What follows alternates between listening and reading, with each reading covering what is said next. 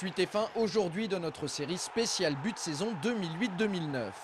La semaine dernière, nous nous sommes quittés sur la déception des Angevins après leur match nul 2 buts partout face à Lens au stade Jean-Bouin. On jouait la 26e journée de Ligue 2. 8 jours plus tard, le SCO se déplace à Troyes. Les hommes de Jean-Louis Garcia ont-ils digéré le scénario catastrophe de leur rencontre contre les 100 et or? Réponse en images, direction le stade de l'Aube.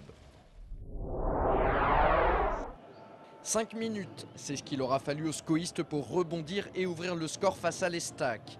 À la suite d'un coup franc excentré d'Aïté, Bruno Ekwelemanga, opportuniste, inscrit son deuxième but en championnat. Il est ensuite imité par Jean-François Rivière qui bénéficie d'un très bon travail au préalable de Paul Aloé-Folou. Score final 2-1 pour Angers qui remonte à la deuxième place de Ligue 2. On passe maintenant de la 27e à la 30e journée. Après 2 revers contre Strasbourg et Guingamp, le SCO se rend à Tours. Et ce but de Paul Aloé-Folou ne change pas la donne puisqu'Angers enregistre sa 3e défaite d'affilée et chute à la 6e place au classement. Après Tours, les Angevins ont perdu 1-0 contre Guingamp. Alors ici, pour son déplacement à Amiens, la bande à Brunel veut inverser la tendance. Les scoïstes le font en partie en ramenant le point du match nul grâce à cette réalisation d'Olivier Auriac.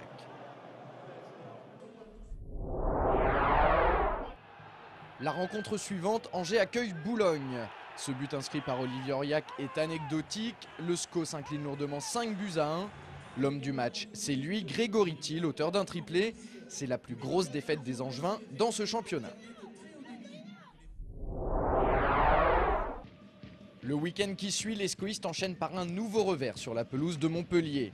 Ici, contre Metz, lors de la 35e journée, les protégés de Jean-Louis Garcia se remettent dans le sens de la marche, à l'image de Paul Aloé-Folou qui passe en revue la défense messine pour son 12e but de la saison. Score final 1 partout entre les deux formations. 8 jours plus tard, le SCO doit confirmer son regain de forme à Dijon. Il suffisait de demander puisqu'Angers l'emporte tranquillement 2-1. Charles Diers est le premier à trouver le chemin des filets.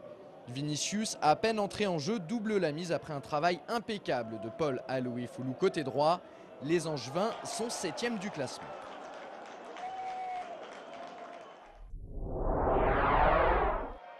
Pour sa dernière sortie à domicile à la maison, le SCO veut finir en beauté. Mais en face, il y a Châteauroux, une équipe qui lutte pour le maintien. Menés 1-0, les Angevins égalisent rapidement mais ne parviennent pas à prendre l'avantage. Les deux formations se quittent sur un score nul d'1 but partout. C'est le dernier but des hommes de Jean-Louis Garcia cette saison. Ça y est, vous avez vu ou revu les 46 buts inscrits par le SCO cette saison en Ligue 2. Notre rétrospective est donc terminée. C'est maintenant l'heure de dresser un petit bilan. Et pour ça, on sort notre tableau récapitulatif pour s'apercevoir que Paul Aloé-Folou arrive nettement en tête du classement des artificiers angevins avec 12 buts. Juste derrière, on retrouve Olivier Auriac et Charles Diers avec 6 unités chacun.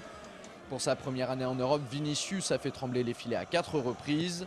Enfin, Jean-François Rivière, Philippe Brunel et Floyd Aïté en sont à 3 réalisations. À demain pour un nouveau numéro de SCO News. On parlera notamment de Youssef Adnan, la 4e recrue du SCO.